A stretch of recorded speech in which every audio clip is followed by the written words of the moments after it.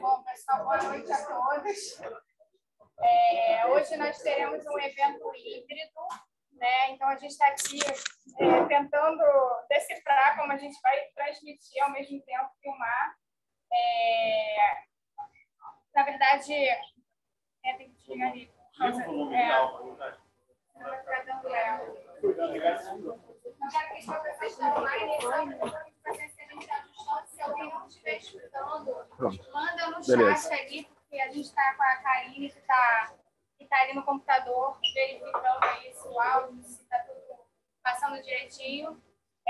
A gente vai ter hoje a apresentação do professor Alberto Chebabo, que eu vou passar para o Pedro fazer as devidas apresentações. E agradecer a todo mundo que está aqui e as pessoas que estão assistindo a Soneca online.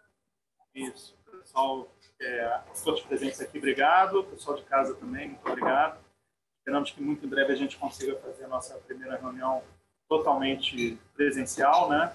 E hoje a gente está testando a tecnologia aí de transmitir, como aqui no Botafogo, estamos com um grupo aqui de colegas neurologistas, e vocês estão em casa, muito obrigado. O professor Chebabo é meu amigo e hoje é diretor do Hospital Universitário Studentino de Faria Filho, presidente eleito da Infecto, já é, presidente atual da Sociedade Brasileira de Infectologia, e ele vai falar sobre esse novo terapêutica que está chegando, né, a profilaxia com anticorpos monoclonais contra o Covid, e falar um pouco dessa terapêutica e como ela pode ajudar nossos pacientes. Chebabo, obrigado.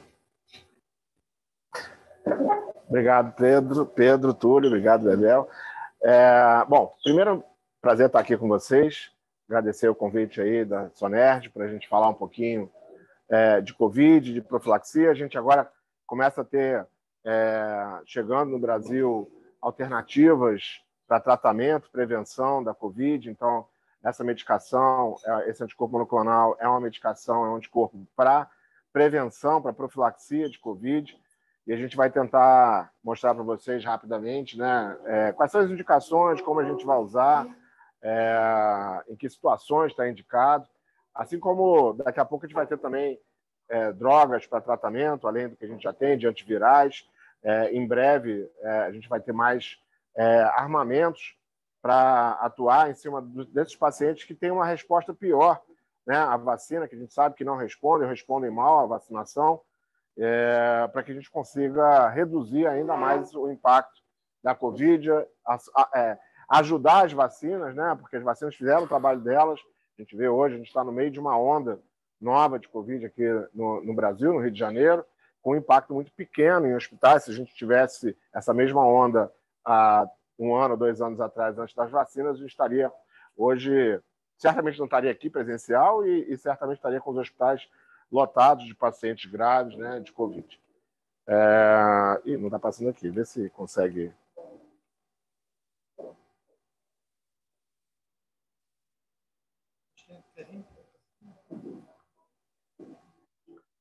Conseguiu passar aí? Agora está indo, está indo. Bom, esses são meus conflitos de interesse, né? Esse é um evento patrocinado, inclusive, né? Apesar de ser um evento da Sonerd. Bom, as principais temas que a gente vai discutir, basicamente, são esses aqui. Eu vou chegar um pouquinho para cá, Bebel. Fica à vontade. Aí você posiciona aí, porque senão eu não enxergo. Os principais conclusões a serem discutidas vão ser função imunológica prejudicada, né, que pode levar ao aumento da carga de doença de Covid-19, a questão da eficácia das vacinas para a Covid-19 reduzidas, né, nesses indivíduos, especialmente nos indivíduos com função imunológica prejudicada, e opções, como eu falei, adicionais para que a gente possa ter para essa população que não responde à vacina, para prevenção e para tratamento, mas a gente vai falar principalmente de prevenção e profilaxia. Agora parou aqui de novo.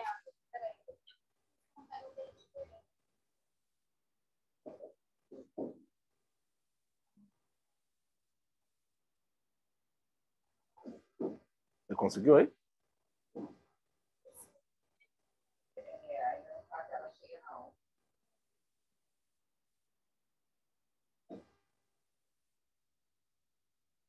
Agora foi. Aqui foi.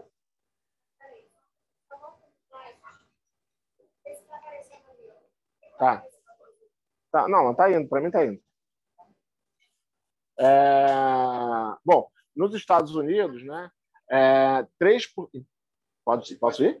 Em torno de 3% da população adulta, né, é moderada ou gravemente imunocomprometido. Se a gente considerar esse percentual aqui para o Brasil, que não deve ser muito diferente disso, talvez um pouquinho menos, porque a gente tem menos acesso, né, a transplante, a drogas mais caras, a gente está falando aí no país como um todo. Pode. Ou então, Bebel, a gente bota aqui seu telefone transmitindo, se isso não der certo. É só você... O melhor é conectar, compartilhar já com a tela cheia, que aí ele vai.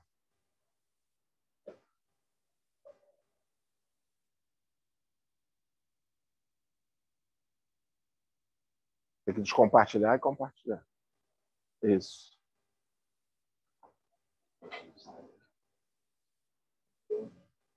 Na realidade, acho que...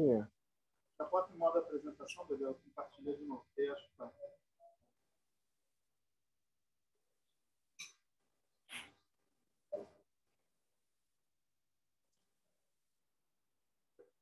Talvez, Pedro, isso aqui, vocês vão botar isso para... Agora tem. Não, tá mostrando aqui. Não. Se não der, o celular está transmitindo bem, está dando para ver. Agora passa aí. Eu não consigo passar. Não, ele tem que passar virado para cá. Ó. Deixa eu passar aqui, velho.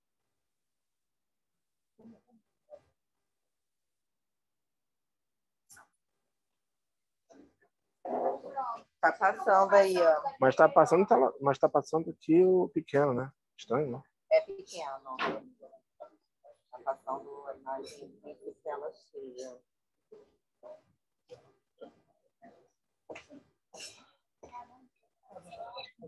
Vamos de celular. Eu falei com a Bebel, fecha aí, a gente vai transmitir. Só não vai. Aí você posiciona melhor aí. Me avisa quando for. Compartilha aí, Bebel. Descompartilha aí. Não, descompartilha. Tira. Tá isso, tá aqui. Tá no celular. Pode ir. Bom, então vou voltar aqui. Só que eu não consigo passar. Consegue passar? Vai, passei. Não, aqui não.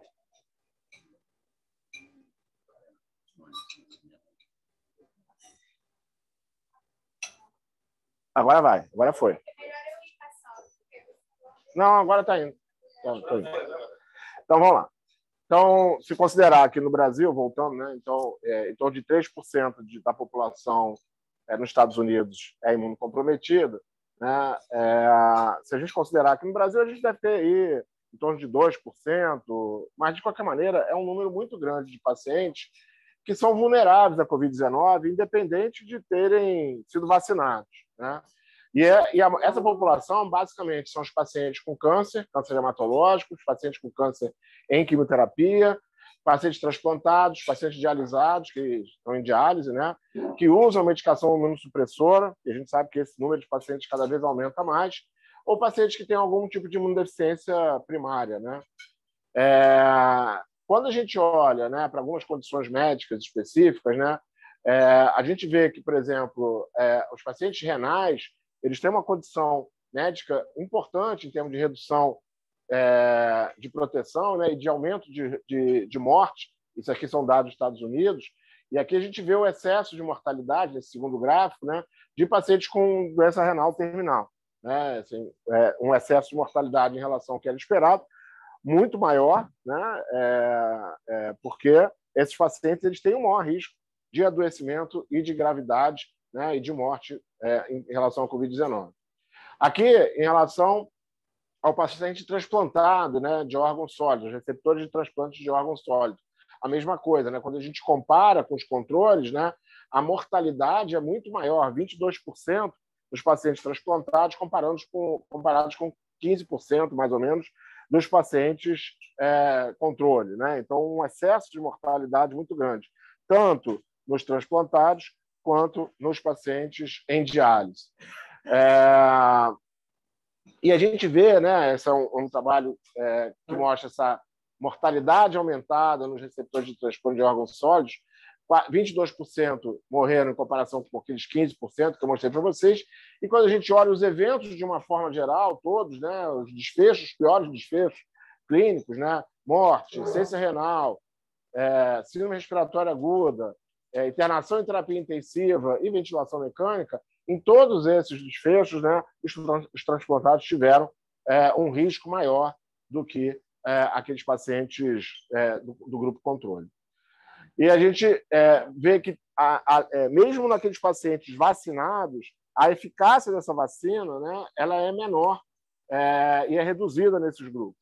Então, a gente olha aqui, por exemplo, primeira dose, segunda dose, nos imunocomprometidos, né, a gente vê uma efetividade, né, uma efetividade menor da vacina, né, quando comparado com outros grupos, aqui também pacientes com insuficiência renal, né, que respondem pior, né, tem uma efetividade um pouco menor a vacina em relação à população geral, né? Então, a vacina sozinha, claro que ela ajuda, mas ela sozinha não resolve o problema desse grupo de pacientes imunocomprometidos, porque que é o que a gente está vendo hoje, né? Nas ondas de janeiro, né? Mesmo no final do ano, quando a gente já tinha, mesmo quando veio a Delta, né? Meio para o final do ano passado, no segundo semestre do ano passado, quando já tinha grande parte da população vacinada, mas principalmente agora, na onda da Ômicron em janeiro, e nessa onda agora, nesse momento, né? Que a gente acha que é causado por uma subvariante da Ômicron, essa população ela é a que interna, né? A população que interna grave, que responde pior, né? E que está nos hospitais e que morre mais, né? Essa população que tem morrido, claro que junto com a população que não se vacinou, que hoje no Brasil é muito pequena, é mínima, né? Felizmente. E a gente vê essa resposta imune, né, após 2 doses, com a vacina, aqui com o estudo com a vacina de RNA mensageiro, né, por condição, e a gente vê uma resposta pior de toda essa população. Pacientes com câncer, pacientes em diálise.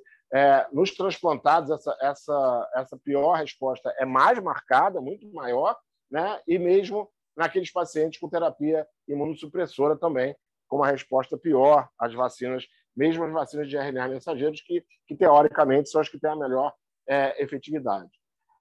Esse estudo de coorte multicêntrico feito em Israel incluiu 152 pacientes admitidos com qualquer um dos 17 hospitais participantes, com Covid grave, diagnóstico confirmado por PCR, né? E a gente vê aí que 40% dos pacientes eram imunossuprimidos, ou seja, certamente um número muito maior quando a gente compara com a população, não é 40% da população de Israel que é imunocomprometida. Então, esses são os pacientes que mais internam nos hospitais proporcionalmente. E aí a gente vê as principais causas incluídas nessa imunossupressão. Então, principalmente, uso de corticoide, pacientes em quimioterapia, pacientes transplantados de órgão sólido e os pacientes que estão usando ou que estavam em uso de anti-CD20. Então, essa é a população de imunossuprimidos que interna principalmente, né, com complicações, com quadros graves e complicações da Covid-19. E esses são os fatores que afetam a imunogenicidade, quer dizer, pior resposta à vacina, né? Antimetabólicos e, principalmente, idade, né, nos pacientes com receptores de transplante sólido, uso de antimetabólicos e idade a cada 10 anos com piora. Esses são os 2 principais fatores que demonstraram diferença estatística, né? Mais até do que transplante renal, quando a gente olha que não teve muita diferença, e maior tempo de transplante, né? Maior que 6 anos de transplante, também sem diferença estatística, mas são pacientes que têm uma tendência maior, mas principalmente pacientes que usam antimetabólico, que usam antimetabólico, e pacientes quanto mais idoso esse paciente, quanto mais velho esse paciente, né, no momento do transplante ou depois do transplante, maior o risco de complicação e de responder menos à vacina. Nos pacientes receptores de transplante renal que tomaram balatacept, apresentaram menor probabilidade de desenvolver resposta à vacina. Então, após a primeira dose, nenhum paciente tinha anticorpo anti-S detectável, contra 14% da população correspondente, e depois da segunda dose, só 5% dos pacientes tiveram anti-S detectável, contra 50% de uma população correspondente. Ou seja, é mais um fator, né, de redução de resposta vacinal. E aí, essa população, que já respondia mal no esquema primário, né, com 2 doses, quando a gente faz, e por isso que a gente passou a recomendar a dose adicional, que não é a dose de reforço, a gente tem que entender que o esquema para imunodeprimido são o esquema primário, que é o que está lá na bula, então eu não posso mudar o esquema primário da minha cabeça. O esquema primário são 2 doses, né, das vacinas de RNA mensageiro e da AstraZeneca, né, da Janssen 1 dose. Eu não posso mudar o esquema primário. Mas esses pacientes eles têm que fazer uma dose adicional.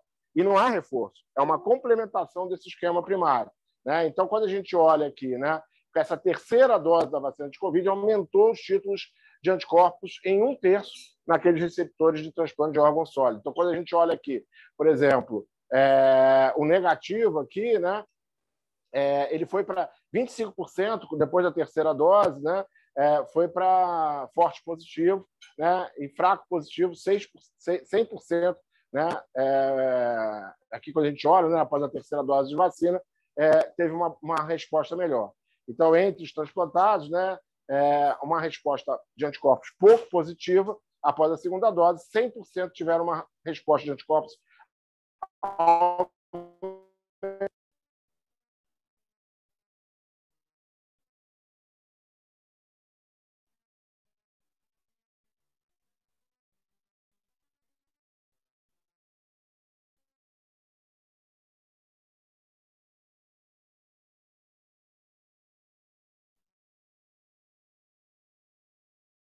segunda dose de reforço, né, como a gente fez para os idosos, só que para os idosos imunossuprimidos, Troca o microfone, talvez. Enquanto os idosos não imunossuprimidos já fizeram 2 doses de reforço, os idosos imunossuprimidos só agora estão fazendo a segunda dose de reforço, né? Porque eles já tinham feito, né, as 3 doses, dos correspondentes, né, a esses idosos, a segunda dose de reforço. O problema é que, mesmo nesses pacientes, né, e mesmo com a dose de reforço,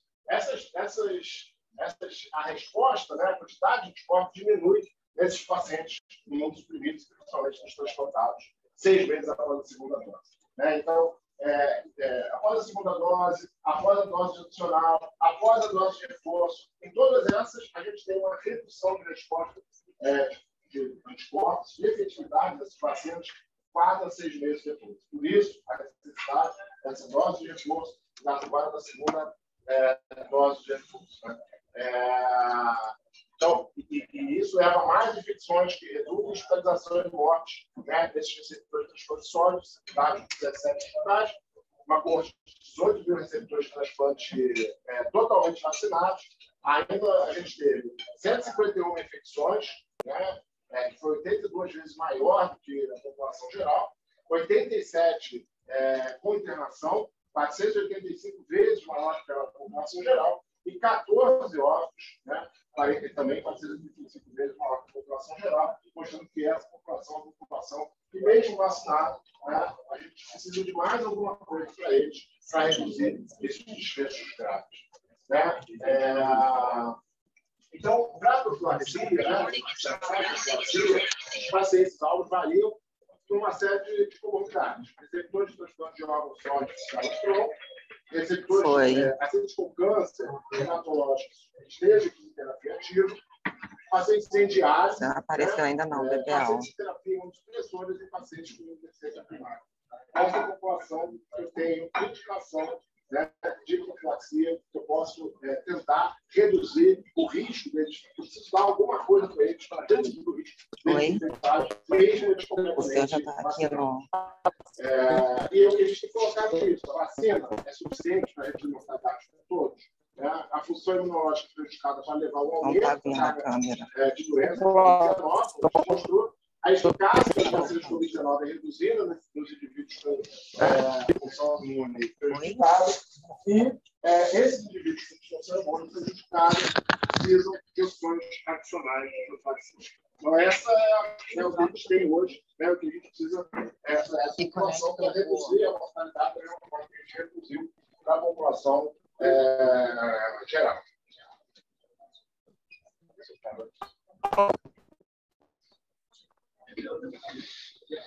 Vê se você consegue passar.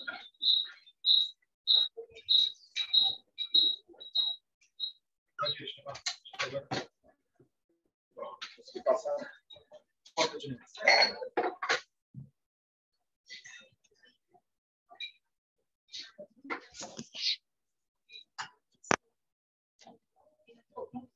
Pode. Não, pode deixar, que aí agora eu estou jogando. Bom, em relação... e aí a gente tem os anticorpos monoclonais. O que é um anticorpo monoclonal? Basicamente, é um anticorpo pronto para ser, ao invés de vacinar e estimular que ele faça produção de anticorpos, eu já pego esses anticorpos prontos, e dou para o paciente para ele ter essa quantidade de anticorpos suficiente para proteger. Então, são os monoclonais, eles são componentes importantes das respostas imunológicas para patógenos virais. Normalmente, eles são sintetizados no laboratório para evitar os anticorpos naturais, com baixa proteção. Eles vão se ligar normalmente ao mesmo antígeno dos anticorpos naturais, só que eles são produzidos a partir de um clone de célula B. E devido a esse processo de maturação única, eles podem evoluir para serem altamente específicos para antivirais. Porque eu vou modificar esse anticorpo para dar uma capacidade maior de ligação deles com o antígeno. Então, a gente tem aqui os anticorpos, tem a desenho aqui dos anticorpos, e uma coisa importante é essa cadeia de região constante, que é a cadeia que vai ter que modificar para fazer essa ligação maior com o antígeno, no caso, com o vírus do Covid-19. O que a gente tem no Brasil hoje, o anticorpo aprovado para a profilaxia, é só o Evusheld, que recebeu recentemente a aprovação da Anvisa para o uso emergencial aqui no Brasil para a profilaxia pré-exposição ao Covid. O que é o Evusheld? O Evusheld é uma combinação de dois anticorpos monoclonais, é o tixagevimab e o silgavimab, que eu chamo de tixagevimab, que fica mais fácil, que neutralizam de maneira independente do SARS-CoV-2. Então, tem dois anticorpos associados, que vão atuar em partes diferentes do vírus, na proteína S, com alta capacidade de infiltração, que vai reduzir, vai neutralizar esses vírus de infecção, e essa população de multiprimir a população que responde a vacina. Para todos os dois, tem uma excelente atividade, e a gente vê aqui, que na capacidade de concentração importante, aquele do Silva e aquele do Tixa, e da combinação dos dois, mostrando uma capacidade de concentração bastante elevada. Concentrações, tá bom, eu dou. Ele vai ter uma ótima utilização, tem mais essa dificuldade. Rapidamente, vai perder atividade atividade, né? Sem ativar rapidamente, depois que ele se liga ao vírus, ele continua tendo atividade, né? Uma das questões é essa, né? Como ele age? Ele age se ligando no vírus, na TPS, né? Inibindo, um contra o outro, inibindo a ligação desse vírus, né? Neutralização desse vírus, com a célula com receptor célula. Então, eu consigo neutralizar o vírus através dessa ligação. Esse vírus ele não consegue se ligar se ele não estiver lá ligado aos corpos, né? Não consegue se ligar ao receptor cerebral. A grande vantagem dessa combinação de anticorpos monoclonais é que eles foram desenhados, né, para incluir duas modificações nesse domínio região antiga do vírus.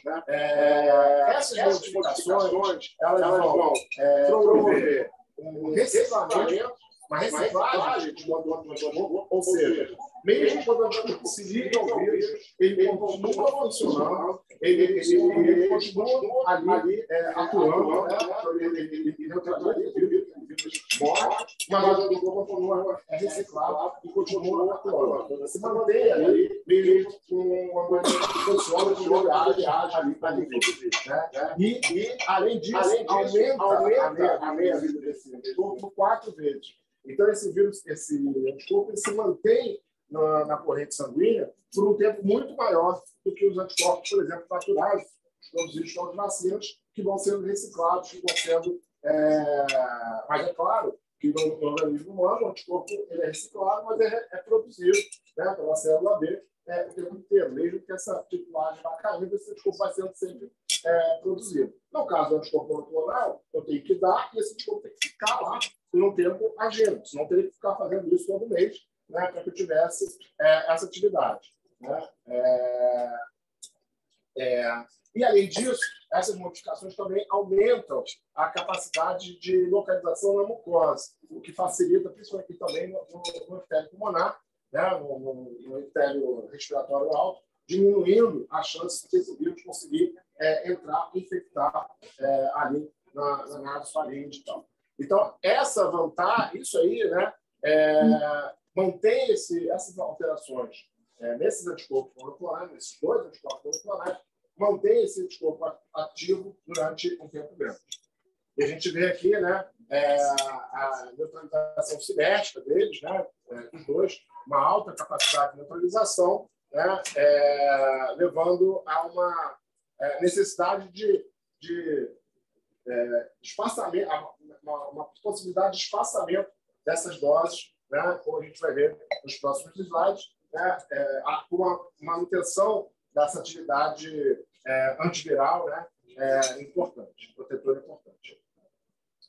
Ele atinge rapidamente pico de concentração férrea no momento que ele é feito, né, a aplicação do anticorpo ela é feita por via intramuscular, ela até pode ser feita por via venosa, mas a recomendação é ser feita por via intramuscular, né, e mantém até 12 meses de proteção contra o SARS-CoV-2. Hoje, a recomendação, né, é que a gente faça a repetição, né, das novas doses a cada 6 meses. Né? Mas a gente sabe que até 12 meses eu tenho algum nível de proteção mantido. Né? E a gente vê aí essa capacidade de proteção aqui por 6 meses bastante elevada, aqui com as várias doses estudadas. Né? Então, a dose que a gente faz é essa aqui de 300 miligramas, mas foi estudado com várias dosagens, inclusive com EV, né? E 1.000 e 3.000, né? E a concentração plasmática, mantendo uma elevada capacidade de neutralização, aqui é a neutralização, né? Por todo esse tempo, com todas as concentrações utilizadas, acima mantendo essa concentração sérica bastante elevada.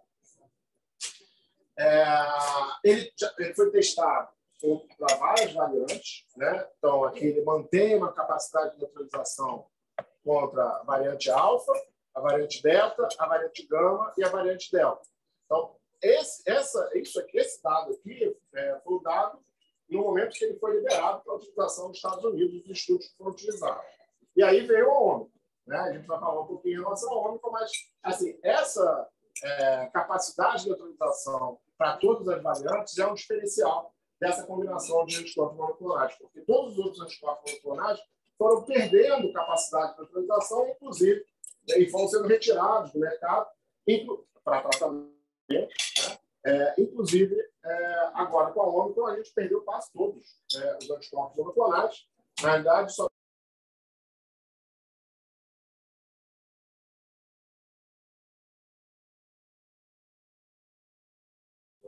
e o Silvamastixa, que ainda mantém também atividade, que vai mostrar, contra a Ômicron para prevenção. E a gente ainda tem que ter dados em relação à possibilidade de utilizar esses anticorpos monoclonais para tratamento. Mas, pelo menos, para prevenção, a gente sabe disso. Esse é o estudo pivotal, que é o PROVENT, né? Que é um estudo de fase 3, randomizado, duplo cego, controlado por placebo, para profilaxia pré-exposição. Foram mais de 5 mil participantes. O desenho de estudo é esse aqui, né? Então, uma dose única de Tixa com Silva, são 2 injeções musculares, uma de cada um dos anticorpos monoclonais, uma mistura de 2, em cada músculo, né? E uma randomização de 2:1, comparando com o placebo, que era uma infusão de saliva, injeção de saliva. Tá? E aí, os endpoints primários, né? Doença sintomática, com até 183 dias após a dose única e avaliação de eventos adversos. Tá? Aqui as definições de COVID, as características para definir o que é COVID, né? Então, aqui sem duração mínima, febre, falta de ar, dificuldade para respirar, confusão repentina e tal, e os sintomas que eram persistentes, precisavam ser persistentes por 2 ou mais dias. Congestão nasal, coriza, dor de garganta, tosse, fadiga, dor muscular, dor no corpo, perda de olfato, paladar, calafrio, náusea, vômito, diarreia. Quem teve Covid sabe que isso aqui é calafrio, por exemplo, e tal. Às vezes são sintomas que a gente tem muito frequentes e depende muito das variantes, né? Isso é uma outra questão. A doença ela se apresenta de forma cada vez diferente, dependendo da variante que está circulando naquele momento. Então, tem uma variante que tem mais perda de olfato, paladar, tem outra variante que não tem nenhuma perda de olfato, a gente raramente vê, a gente vê mais febre, calafrio, mais coriza, sintomas respiratórios altos. Então, até para isso, né, é difícil você fazer a avaliação de estudo em relação ao Covid. Os critérios de inclusão, pacientes tinham que ser maior de 18 anos, masculinos ou femininos, podiam se beneficiar de imunização passiva, então eles podiam ter feito vacina, né, vacinados, e precisavam estar clinicamente estáveis, tinham que estar com risco aumentado para a resposta adequada, imunização ativa, e risco aumentado para a infecção por Covid-19, né, por SARS-CoV-2. E aqui a distribuição, né? Então, o mais importante aqui, que tinha em torno de 43% dos pacientes que tinham mais de 60 anos, os pacientes tinham doença cardiovascular, obesidade, pacientes idosos, aqui 43%, né, eram idosos, 5% com doença renal crônica, aqui doença 4% tinham hepatopatia crônica, DPOC em torno de 5% e em torno de 4% de pacientes multiplicados. Então, essa era a característica da população esperada nesse estudo. E aí a gente vê os resultados, né? Uma redução na incidência de doença sintomática, quando utilizado Tixa mais Silva, comparado com o placebo, aqui na avaliação de 3 meses. Tá?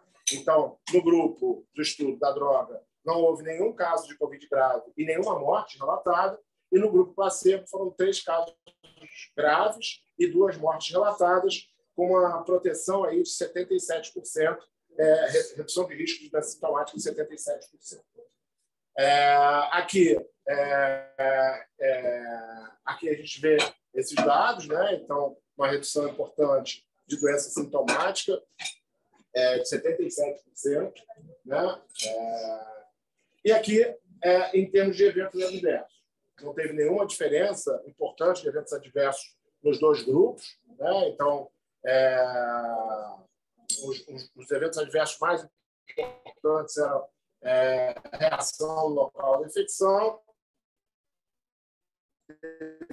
uma anafilaxia, no grupo do Ticsa com Silva, sem nenhum caso de placebo e sem outras diferenças importantes. Né? Então, não, em termos de perfil de segurança, muito tranquilo em relação à segurança, sem muita diferença em relação ao grupo placebo. E aqui é o dado que acabou de sair há 2, 3 semanas atrás, que é a análise de 6 meses, né? Uma análise de 6 meses mostrando que uma redução de 83%, né, no risco de doença sintomática no grupo Ticsa mais Silva. Ele não teve nenhuma doença grave, nem nenhuma morte, e no grupo placebo, 5 doenças graves e 2 mortes. Então, essa redução de 83%, né, nos 6 meses, onde há a recomendação de você, então, a partir daí, fazer uma nova dose da medicação. Então, esses são os dados, né? 83% na análise atualizada de 6 meses, né? De redução de eventos, né? Graves, né? E morte no grupo que utilizou o Ticsa mais Silva, com perfil de segurança tolerável, a maioria dos eventos adversos foi de gravidade leve ou moderada, no acompanhamento de 6 meses, nenhuma morte considerada relacionada ao medicamento no estudo, 2 mortes relacionadas à Covid-19 no grupo placebo, nenhuma morte relacionada à Covid-19 no grupo estudado. Então, o estudo, né, um estudo de fase 3, randomizado, com mais de 5 participantes, que mostrou que ele atingiu eficácia, né, no desfecho primário de redução de incidência sintomática em comparação com o placebo. No dado de 3 meses, 77%, no segmento de 6 meses, 83% de redução de risco. E em termos de segurança, bem tolerado. Nas análises de 6 meses, não houve casos graves de Covid ou morte relacionados no braço do estudo, a Covid-19 no braço do estudo, e no braço placebo, 5 casos de Covid grave e 2 mortes relacionadas. Aí, a questão da ONU. Né? Tá bom, esses dados são todos feitos, e esse estudo todo feito antes da ONU. Né? E aí veio a ONU em janeiro, uma porção de anticorpos monoclonais perdeu atividade, perdeu efetividade, e foram, inclusive, retirados do mercado no Brasil, nos Estados Unidos, na Europa. E esse é um grande problema, porque a Omicron é uma variante com inúmeras mutações, e agora a gente vê uma outra característica importante da Omicron, né? Que é diferente de todas as outras variantes. Quando a gente olha, né, as variantes alfa, beta, gama e delta, nenhuma variante de preocupação veio da variante de preocupação anterior. A beta não veio da alfa, a gama não veio nem da alfa nem da beta, e nem a delta veio de nenhuma das 3 anteriores. Todas vieram, que a gente não sabe ainda como elas surgiram, né? Esse é um grande mistério, né? Como elas apareceram, mas elas vieram de linhagens da cepa precursora. E a mesma coisa em relação ao Ômicron, que também não veio de nenhuma das 4 anteriores. Porém, agora, com a Ômicron, a gente começa a ver sublinhagens que são tão de preocupação quanto a Ômicron original, a BA1. Né? Então, a Ômicron, que é a original, que a gente chama de BA.1, né? Deu origem primeiro, rapidamente, a BA.2.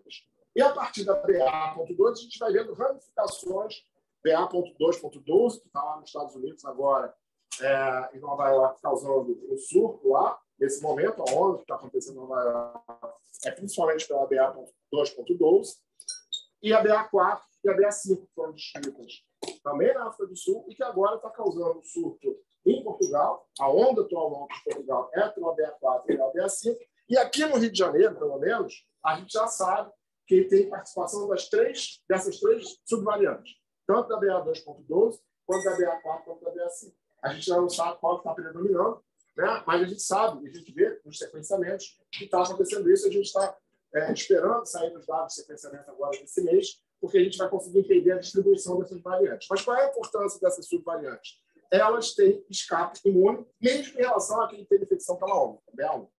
Ou seja, quem teve BA1 pode se reinfectar, tem o risco de se reinfectar pela Ômicron de novo, só que com a subvariante, BA2.12, BA4, BA5.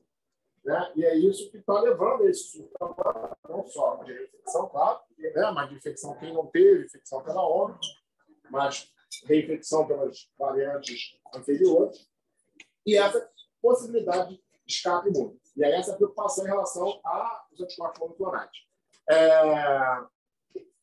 E aí, o que a gente tem aí hoje é a avaliação desses anticorpos em relação em laboratório. Aparentemente, tem uma boa proteção, mas a gente não tem dado publicado sobre essa proteção de vida real dos pacientes que já fizeram a utilização do Evusheld fora daqui do Brasil. Né? As mutações mais próximas de Ômicron estão dentro de 2 a 7 aminoácidos de distância dos locais suscetíveis. Né? E aí a gente vê aqui, né, que os estudos, tanto utilizando neutralização com vírus vivo, né, ou com o pseudovírus, né, que é o que a gente usa no laboratório, né, quando a gente faz os testes de neutralização, eles mostraram uma capacidade, uma manutenção de neutralização, né, tanto em todos os ensaios. Né? Então, em 2 avaliações independentes, tanto usando vírus vivo, né, para neutralização da Ômicron com a combinação, né, atingiu 147 a 273 nanogramas por ml, ou seja, uma capacidade de neutralização ainda mantida dessa combinação desses 2 anticorpos. Né? Então, anticorpos monoclonais, como eu falei para vocês, mas a grande vantagem de você combinar 2 anticorpos monoclonais com atividades diferentes e complementares, né, reduz essa resistência potencial das variantes que vão surgindo agora e das próximas. Claro que a gente tem que comprovar isso, clinicamente e laboratorialmente. Né? E a combinação, né, do Silgamastix manteve atividade neutralizante contra a Ômicron com base em vários estudos pré-clínicos e soma-se ao crescente corpo de evidências pré-clínicas que demonstram que essa combinação ainda não retém atividade contra as VOCs, contra as variantes de preocupação testadas e identificadas até o momento. Claro que a gente ainda precisa de dados de vida real, a gente precisa dos dados americanos, né, dos dados europeus, que é onde a droga está sendo utilizada e é onde essa onda atual, né, vai colocar em xeque, em prova isso. E esses dados certamente vão vir daqui a algumas semanas, quando a gente tiver a avaliação dessa onda, que a gente deve ter aí mais 4, 5 semanas de onda, até que volte a cair e a gente consiga ter análise de todos esses dados nesse período. Bom, era isso que eu tinha para apresentar para vocês. Eu estou à disposição aí, se vocês quiserem perguntar coisas, discutir, o que eu conseguir responder, o que eu souber responder, né, porque é tudo novidade para todos nós, mas estou à disposição.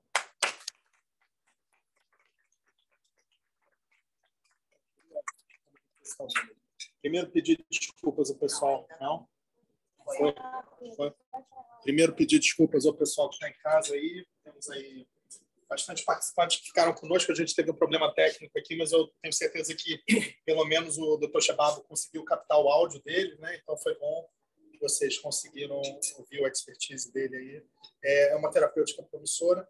Eu queria fazer uma pergunta para o Chebabo, porque no PROVENT inicial, os doentes não eram imunizados, né? Então, queria saber qual vai ser o impacto do calendário vacinal dos pacientes suprimidos, vacinados e somando ao Evusheld, né?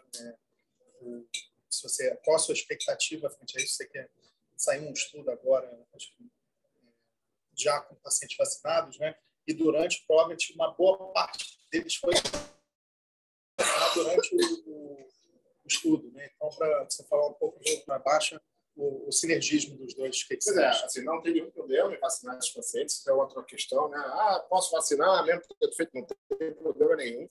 Pode vacinar esses pacientes que fizeram a utilização, que vão fazer, né? Agora que a gente estiver já tendo ele para utilizar, o Evusheld, então pode vacinar. E o impacto é de sinergismo, né? Na verdade, você vai ter os anticorpos naturais, mais os anticorpos monoclonais circulando ali, aumentando essa segurança e essa eficácia. Se você vacina, ele responde bem, ele aumenta rapidamente a produção de anticorpos, né, os reforços, mais rapidamente essa produção cai. E aí a grande vantagem do monoclonal é que você mantém um nível ótimo de proteção por pelo menos 6 meses, né?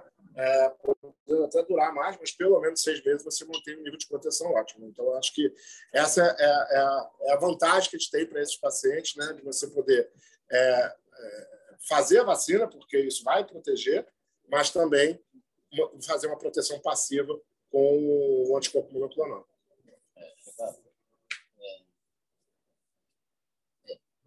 Qual o potencial antigênico desses anticorpos? Houve alguma estratégia para que não se desenvolvessem anticorpos contra esses anticorpos que foram injetados? Pode falar um pouco sobre isso. Então, essa é uma preocupação, inclusive, eu nem coloquei isso, é uma das coisas que a gente tem de preocupação, é de, por exemplo,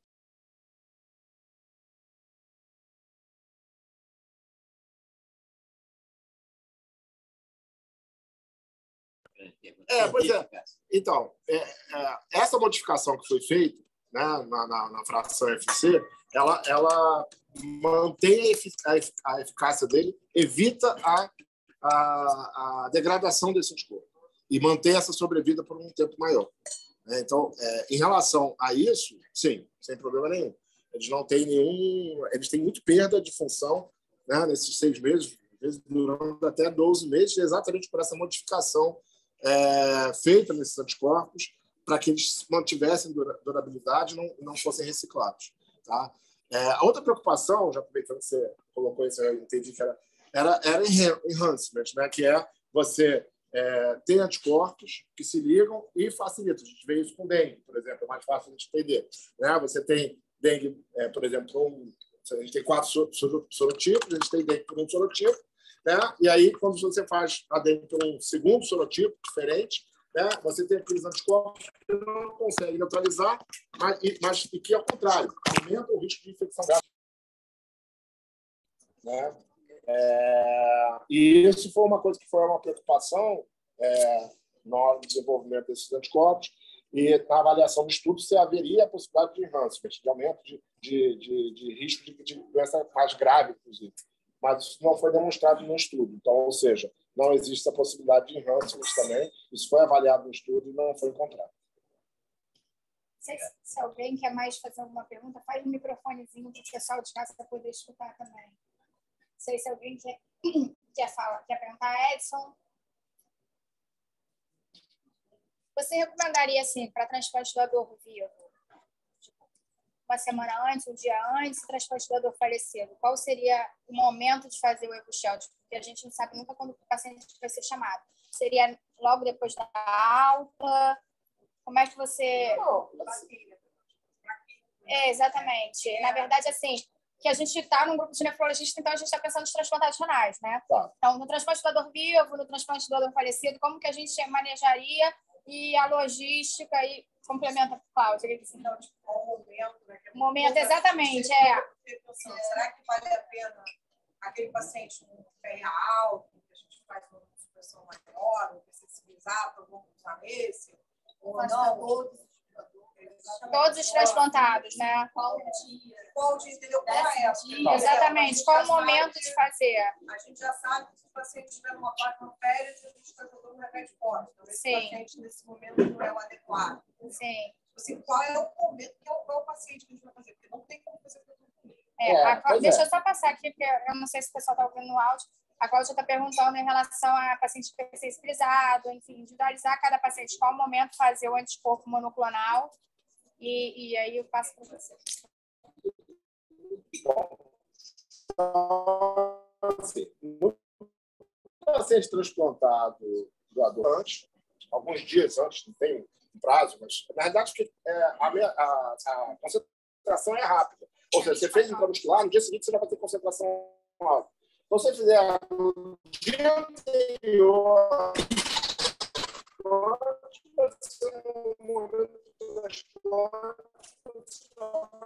ter concentração. Nenhum. Né? Ou uma semana antes, ou ali próximo. No doador cadáver, você não sabe o momento que vai transplantar, vai chegar o órgão e tal. Então, esse não tem problema. Você transplantou, você pode fazer, tá no hospital.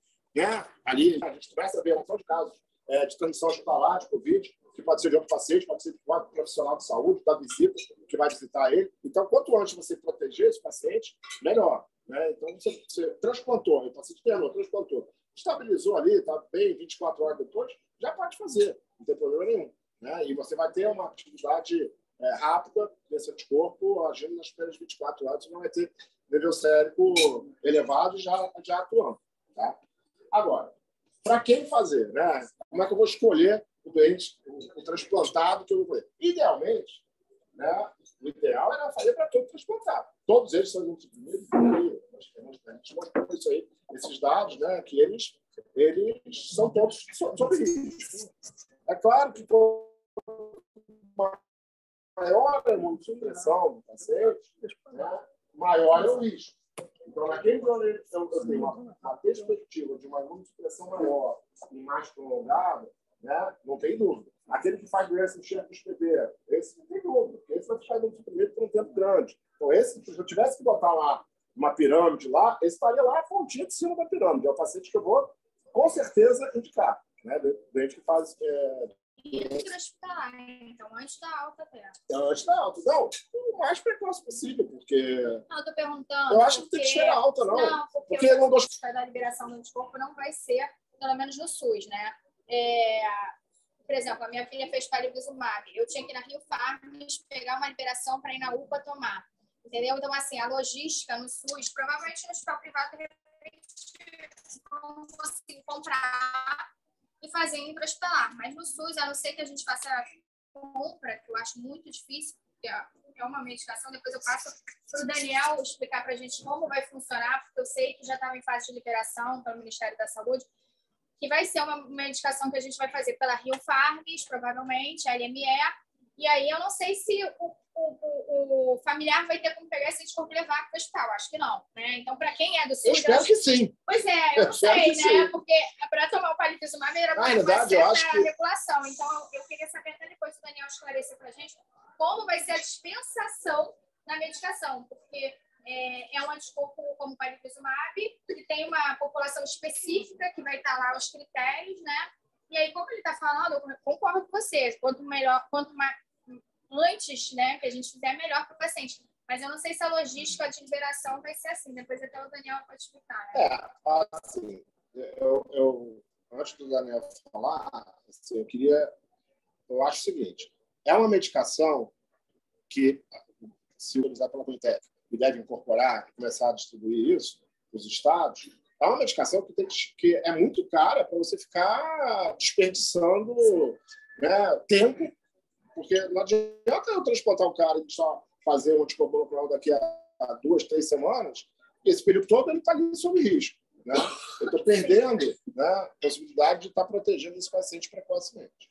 Na minha opinião, eu não sei como é que o Ministério vai fazer e tal, você não tem muitos centros de transplante no Brasil públicos. Né? Se você olhar ali, por cidade, por capital, tal, são muito poucos. Né? Talvez Rio, São Paulo, né? Belo Horizonte, Porto Alegre, você tem até um pouco mais de centros, mas se você olhar nas principais cidades do Brasil, você tem 1 ou 2, você sabe isso melhor do que eu. 1, 2 centros em cada capital, do máximo. Né?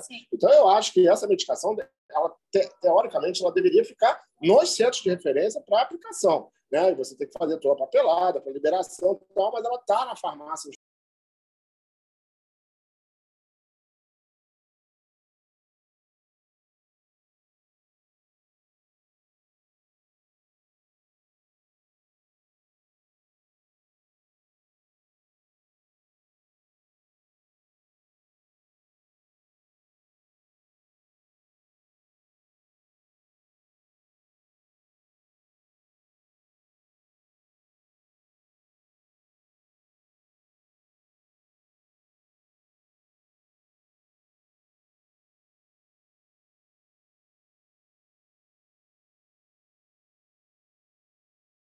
Quando ele pegar a prova, já acabou, não tem mais justificativa. Então, a gente vai ter que ter uma outra forma de distribuição dessa coisa que a gente pode fazer. Não sei, Daniel, você tem alguma informação? Na verdade, boa noite. Sou o Daniel do Canal Expresso, sou técnico da AstraZeneca. Sou técnico da AstraZeneca e primeiro agradecer a presença de vocês. Doutora Bebel, aí, nesse pouco atrás, pensando nesse evento aqui, que a gente poderia desenhar, saiu, né? A gente saiu da forma que a gente queria. Nós já submetemos ao governo, tá? Para vocês entenderem com relação ao que a AstraZeneca está fazendo. Esse produto é muito novo.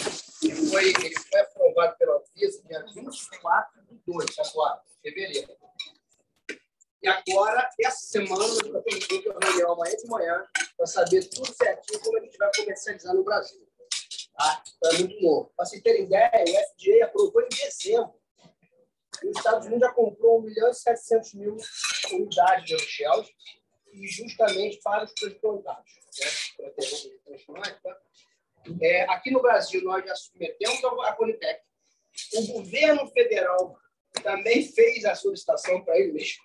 Ele pediu para ele viu a importância de ter o Evusheld liberado por todo o SUS. E tem uma portaria nova, não sei se vocês sabem, a partir do momento que a Conitec liberar, já vai para o rol da ANS também, então o plano de saúde também vai poder pagar.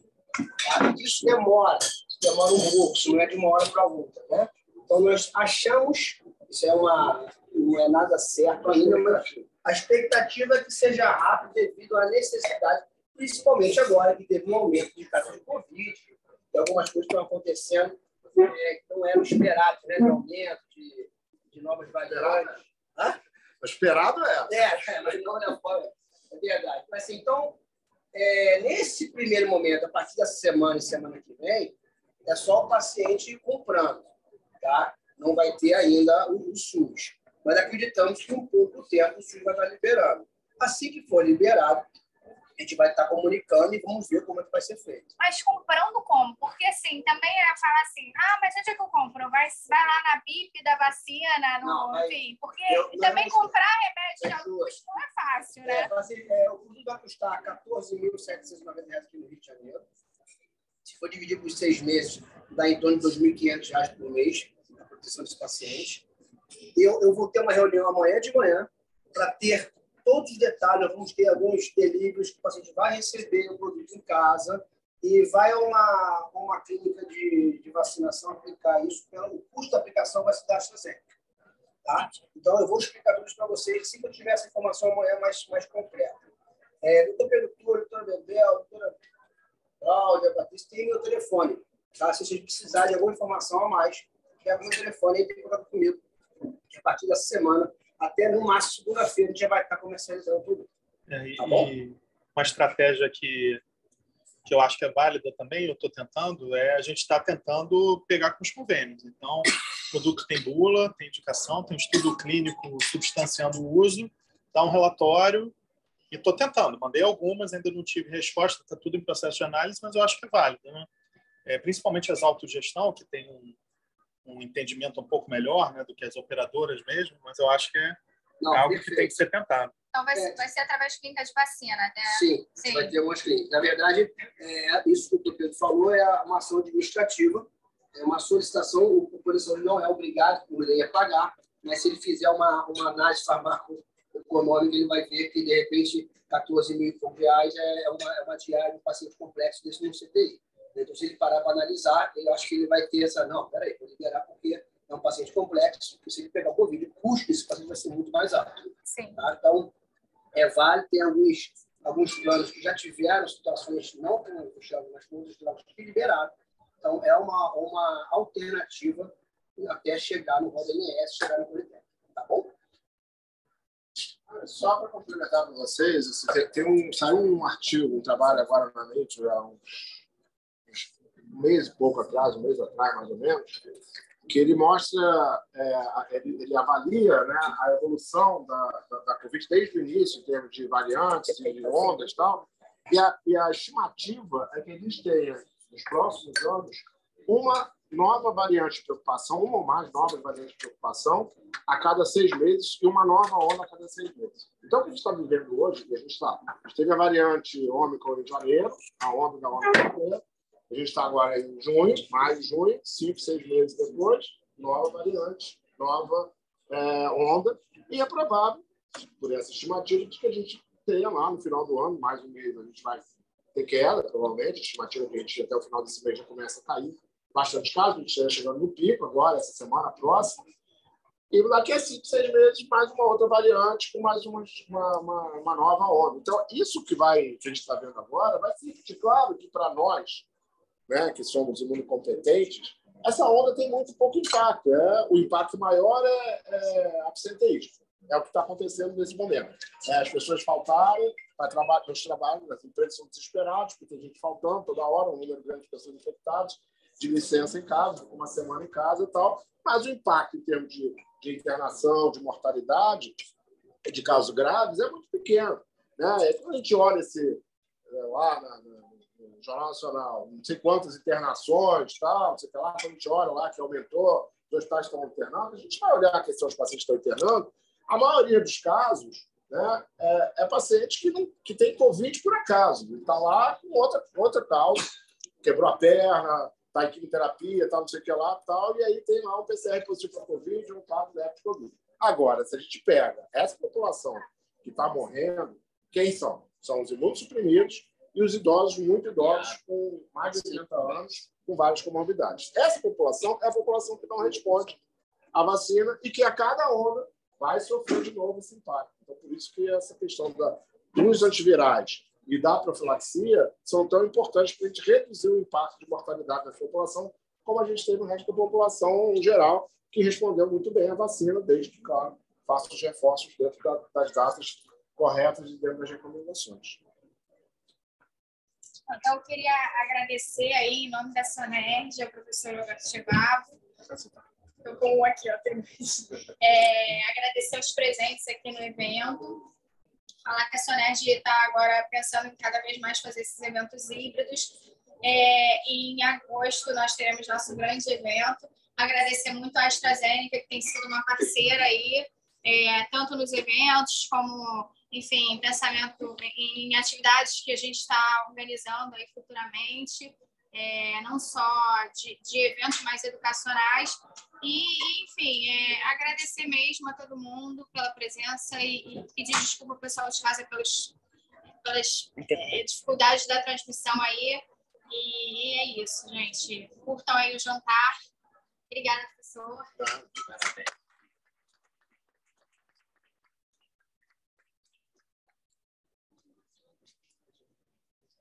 Comprar uma parafernália.